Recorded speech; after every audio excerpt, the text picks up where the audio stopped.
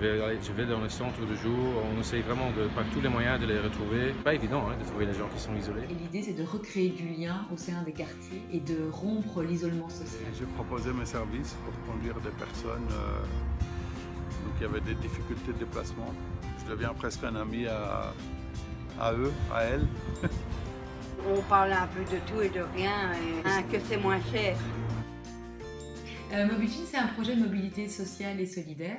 Donc on a des bénévoles qui vont chercher des personnes qui ont des problèmes de mobilité à domicile pour les déposer là où elles doivent se rendre. Et ils les accompagnent vraiment dans le déplacement et ils les ramènent à la maison et ils sont défrayés du kilomètre. Moi, j'ai été engagé pour lancer le projet Mobitwin à Bruxelles. Donc, ça existait déjà dans 3 communes bruxelloises, 3 des 19. Et là, on vient de lancer à niveau régional. Je cherche des bénévoles. Je vais dans les centres de jour, dans plein d'endroits où il y a des gens qu'on sait qui sont isolés ou qui risquent d'être isolés. Et je vais expliquer le projet. Et comme ça, je recrute des membres. Donc, je recrute des membres et des bénévoles. Ce qui me touche, c'est de rendre service à des gens d'abord.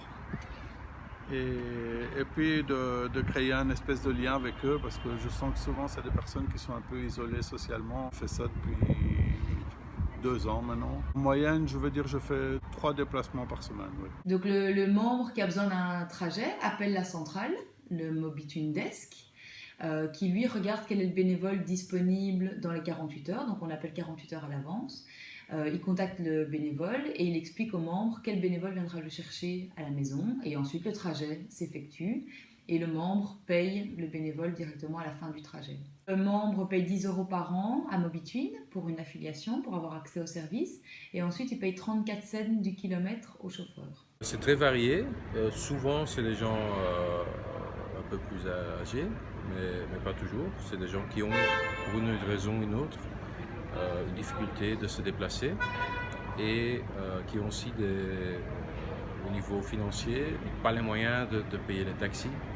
Et donc là, on essaie vraiment de leur offrir une solution à la mesure. Comme je suis handicapée, je devais prendre des taxis et ça revenait cher, donc les bénévoles, c'est moins cher et ils sont gentils en plus. Quand je pars avec les transports bénévoles, je pars rue de la Malle ou à Louis-Saint-Lambert ou à la banque à Avenue Roger et je vais chez des médecins.